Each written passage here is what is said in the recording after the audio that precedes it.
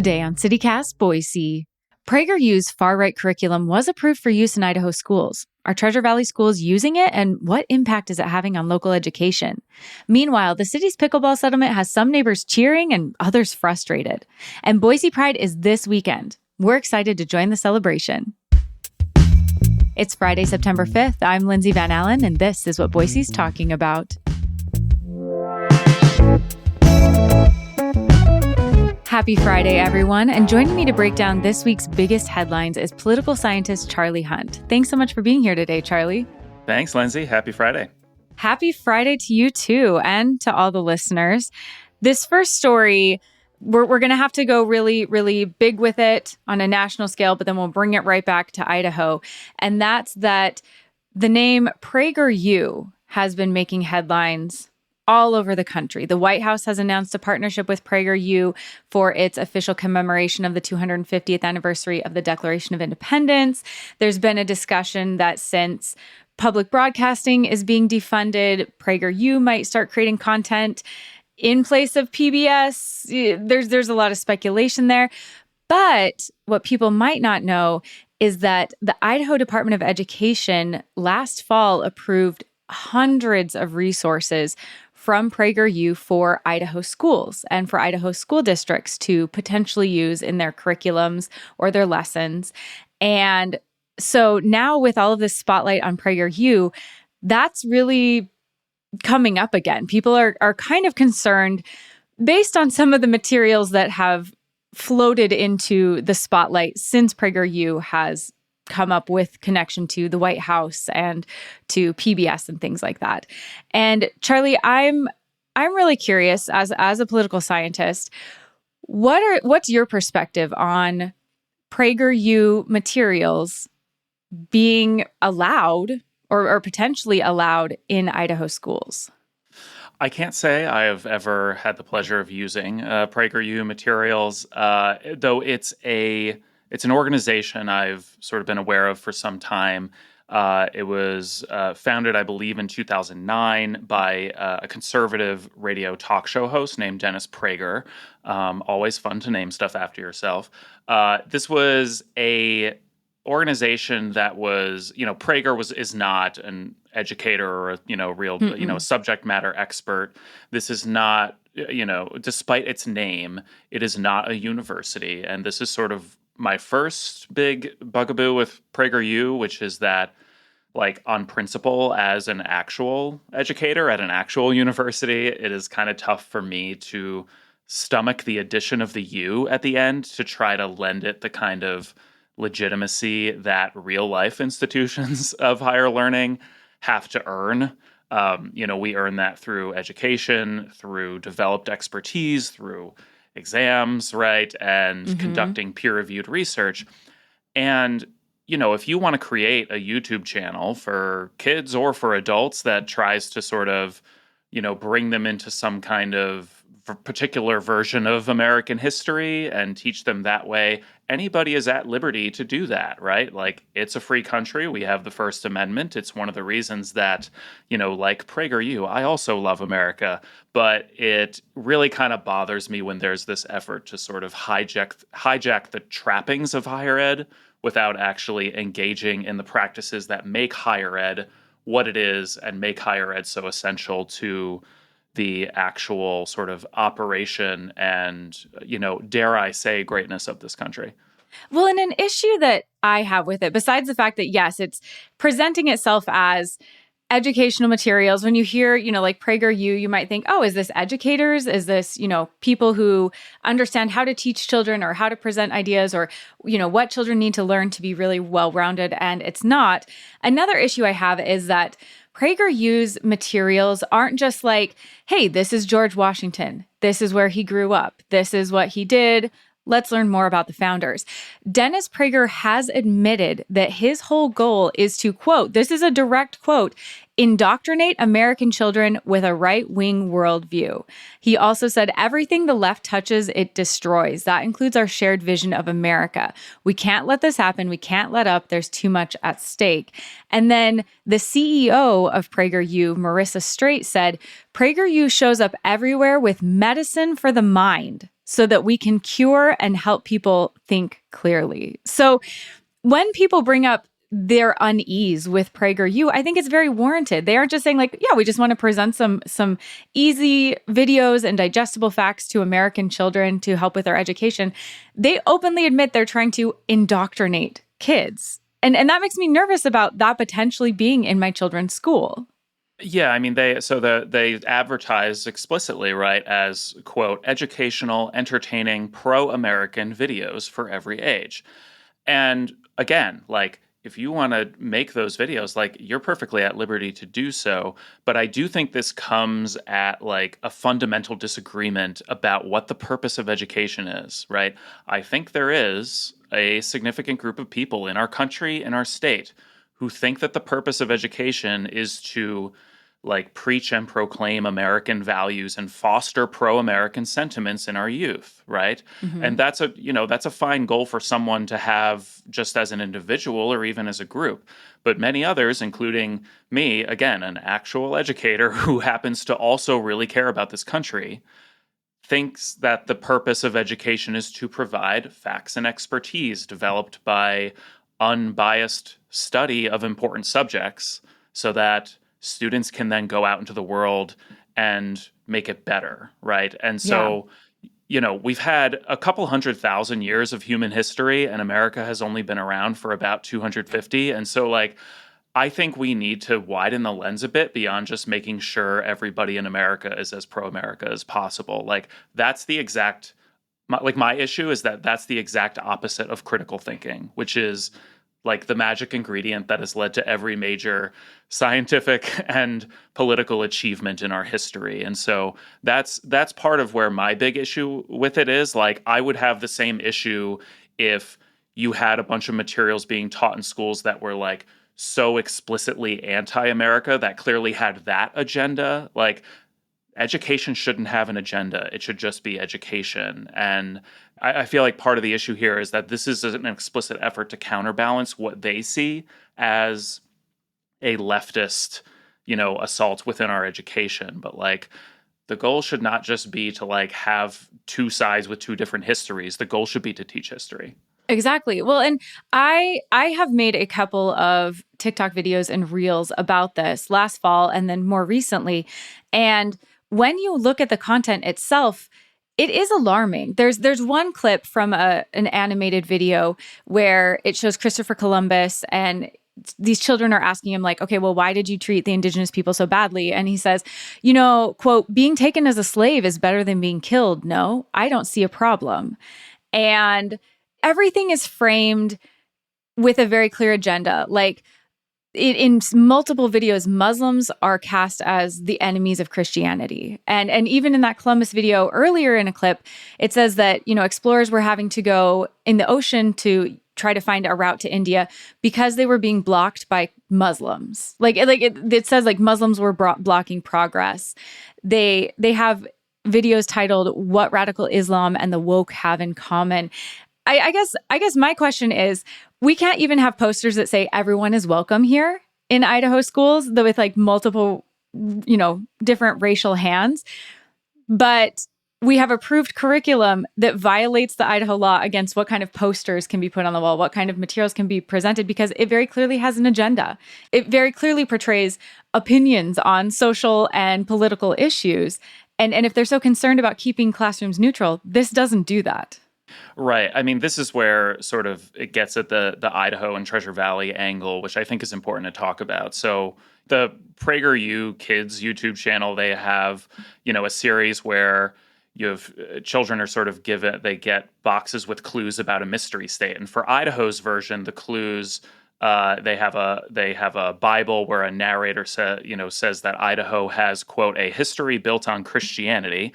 I know probably some of Idaho's indigenous community would probably have something to say about that. But it's important to note, like Carolyn Kamatsoulis of the Idaho Statesman has done a ton of really great reporting on this effort, including a story this past week about you had this change where these PragerU videos were included as something that instructors in Idaho can use, but they're they're free, so they don't cost the state money. But what she found was that none of the four, big school districts in the Treasure Valley are actually using these PragerU videos. And so they are offered as something you can use, which, to your point, Lindsay, may be concerning. But it doesn't look like a lot of educators are actually using them, maybe because they are not, fitting in with what most educators would see as a accurate and useful version of American history that's fulfilling this purpose of education. And so, although the legislature did pass this law and we do have this element of it, educators in Idaho, at least, aren't required to use these, and it doesn't look like they are actually using them in any kind of organized capacity. Yeah, I think the big lesson from this is I really appreciated the reporting on this because I have had people asking me about it since I made videos. Like, are the schools using it? Are the classrooms using it? So I really appreciated this comprehensive look at each of the school districts. I think, Superintendent of Public Instruction Debbie Critchfield said that she hoped PragerU's materials generated discussion and conversation about what local communities wanted to see in the classroom. And she made a video where she was supporting PragerU and posted on YouTube and everything. But I hope that this is something where people are getting more involved with their school board, with their school district, with, in their child's classroom. What materials are we doing? What are we teaching? What are we using? That if this is a possibility and it could be used in classrooms, that we're all keeping up with what materials our kids are consuming and maybe being a little more involved. I hope that is what comes of this, that it's a little bit of a jump scare, but it's enough to get all of us more involved with our children's education.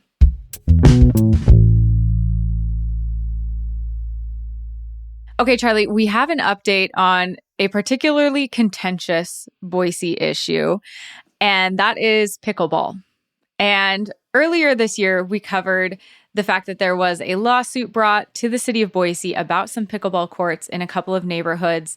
And George Prentice at Boise State Public Radio did some fantastic reporting on this. And it looks like Boise settled, which is surprising. I don't know. I didn't see the details, obviously, of what the lawsuit entailed. But yeah, Boise settled. They're shutting down the courts. Was I alone in thinking maybe they would fight this more or try something else, or did this make sense to you? There are a couple of different ways this could have played out. I think it's worth noting a couple things. One is that if they hadn't settled and they had decided to really fight this, there would have been litigation costs, and that does cost the city money. This was a significant amount that, the tort action that was being considered. It was over $1 million. That's not chump change, even for a somewhat large city like Boise. And I think in this case, the solution we have here, banning pickleball from these two particular locations where they've had complaints, feels like an effort from the city to sort of keep most pickleball in place while placating maybe a few unhappy residents, right? Because again, a lot of the other solutions would either require a lot more money or a lot, if they wanted to sort of make more wide-ranging changes with policy, regarding pickleball and enforcement around these courts, then you would have to do more enforcement from Boise Parks and Rec or, the BPD or something, which can be tough to do with city resources. You don't want to have someone stationed at these courts like all the time trying to enforce these kinds of things. And so maybe in this case, it was kind of the path of least or at least lesser resistance. Yeah, no, and I think that makes perfect sense. And they closed the Willow Lane and Manitou pickleball park areas on September 2nd. They said they're going to transition them back to tennis courts. I thought it was really interesting in the article that they did interview some pickleball enthusiasts. I don't know, pickleballers. I don't know what we're calling them. And they were sad that there have been no alternatives discussed. So it was just like, we'll just close these two areas. And I know that pickleball courts are very popular. Like I've tried to go play a couple times in different areas and they're full. You got to wait a while, or try to go on off time, so later in the evening, super early in the morning. And they did express that they were concerned or saddened that the city wasn't offering alternatives. They didn't say like, okay, we're going to take, close these pickleball courts down, open another one at this park that's not near neighborhoods or this area. And so I can understand, with how popular it is and for the people who use it, how this could be a little frustrating. Now you've got to find a new pickleball court. All the people who use this are going to be competing with people at other courts. Do you think this is something that potentially the city could look at building new courts, or even an indoor space that could be used that won't have the same noise complaints? Yeah, I think so. I mean, and by the way, it's totally possible, if not probable, that some of those longer term solutions are already being thought about. Like it seems like we are a few years into this craze, such that like it's clear that pickleball is not some like flash in the pan trend that is going to completely go away. Like people are still playing a lot. I might be the last person in the entire city of Boise who has never played pickleball before. But Charlie, what are you waiting for? What are you holding out for? I don't know. What am I doing with my life? Are you going to join the pickleball cult? Come on, we're all part of it. I know. It sounds, yeah, come in. The water's fine. It's great. I mean, it does, like in situations like these, if you're part of Boise Parks and Rec or the city, you're trying to connect, right, whatever the actual problem is with a solution that fits the problem and that works for you at this time. And so like in this particular case, like was the problem the noise from the pickle bats, whatever they are, right? Which to your point, like they are a lot louder than playing tennis. There are more players on the court than if we're talking about tennis. In other cases, it sounded like the problem was, profanities or like yelling or loud music, which is sort of a different problem, right? Yeah. You could have tennis players be doing that, right? In that case, then the problem isn't pickleball. Was the problem that people were playing after dark or after the hours that the court was supposed to be open? Again, like tennis players could do that too. And so if your problem is like loud music or outbursts of offensive language, then that's what should be banned and enforced, not any one particular sport. And so, if you're thinking about long-term solutions, then maybe what you're trying to do is have courts that are exclusive to pickleball, and to your point, maybe that are away from some recommended mileage away from neighborhoods, so that the noise is not as big of a problem. Yeah. And I do want to note that there are 2 parks that still have exclusive pickleball courts. So it's not like a repurposed tennis court, it's an actual pickleball court. So those are still available for people. They didn't close all of them. And I guess what I learned from this is I found a pickleball court that is kind of tucked away, a little hidden. It's always available when I want it. And I'm going to be gatekeeping that with my dying breath. Like nobody learns about that now. Not in passing will I ever mention it. Yeah, I think in this sense, like to both the pickleballers and any other kinds of ballers who might be listening, we can avoid these thorny situations if everybody sort of has basic respect and common sense in their communities, right? Like obviously neighbors aren't going to appreciate it if you're like yelling profanities or playing loud music at all hours. And on the other side of things, like if folks can have a little grace and understand that if you live directly behind an outdoor sports complex, like you're going to get some noise from time to time. And I think one common response to complaints like that is like, well, just move if you don't like living there. I don't think that's fair, like especially since we've talked about housing shortages. But I do think on the whole, maybe the ultimate protection against legal conflicts like these is just for folks to like have some grace and common sense, maybe on all sides. Okay, Charlie, let's jump into our picks of the week. What are you doing this weekend, or what's something that people should check out? So, this is not going to be a new thing for a lot of people, but it was a new thing for me. I realize we are at the end of rafting season, and that probably among CityCast Boise's listenership are expert or semi-pro rafters who have been doing this for years. But this past weekend, I had my first real rafting and rapids experience when my wonderful sister and brother-in-law took me to the Banks to Beehive run on the Payette River. I had never been in a rapid before. Like, I've floated the Boise, like everyone's floated the Boise, but that's obviously more of like a lazy river kind of experience, not a ton of like actual class anything rapids. But this was my first experience, and I was a little bit daunted by it. Like, I had no idea what I was doing, but luckily my sister-in-law and my brother-in-law did.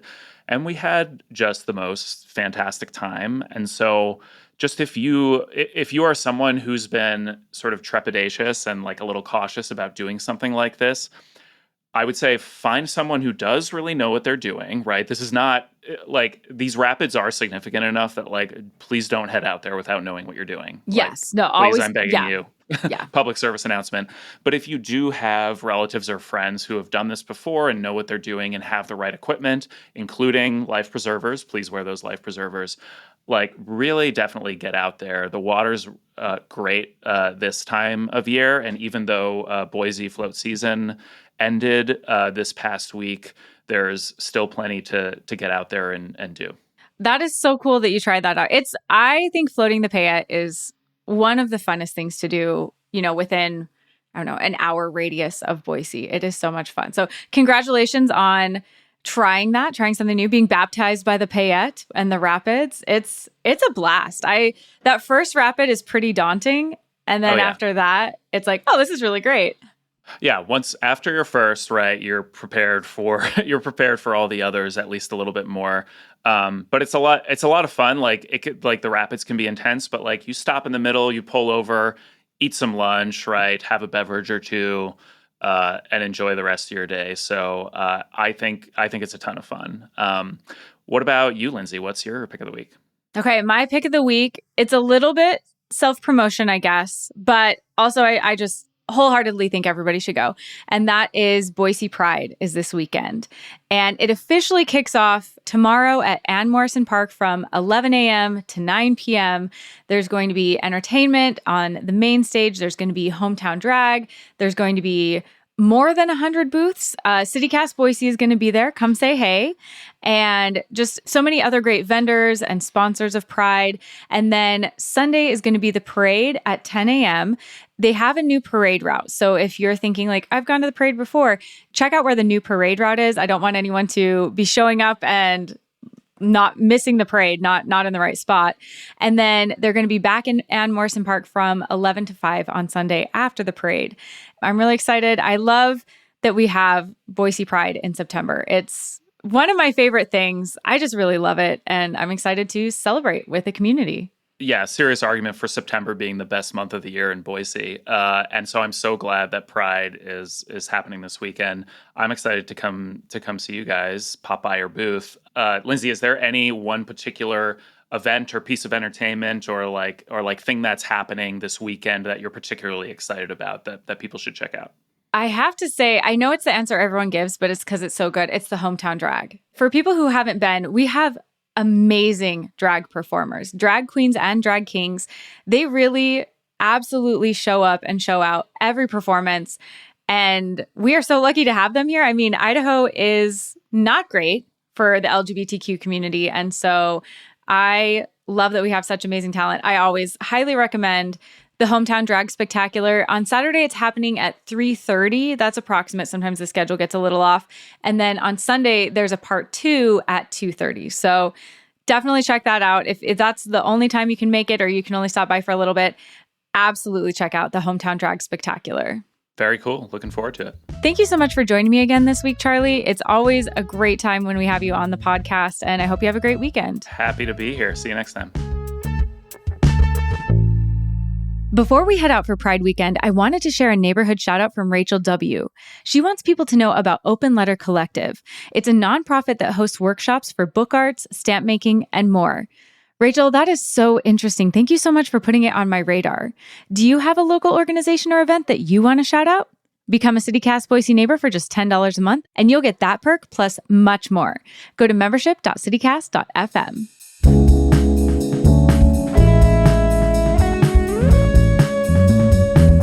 That's all for today here on CityCast Boise. The show is produced by Evelyn Avitia, Frankie Barnhill, Selena C.A. Reynolds, and me, Lindsay Van Allen. Blake Hunter writes our Hey Boise newsletter, and our music is by Up Is the Down Is the and All the Kimonos. If you enjoyed our show today, leave us a review. It helps other people find us. We'll be back on Monday to look at whether the Treasure Valley will finally get commuter rail. Catch you then.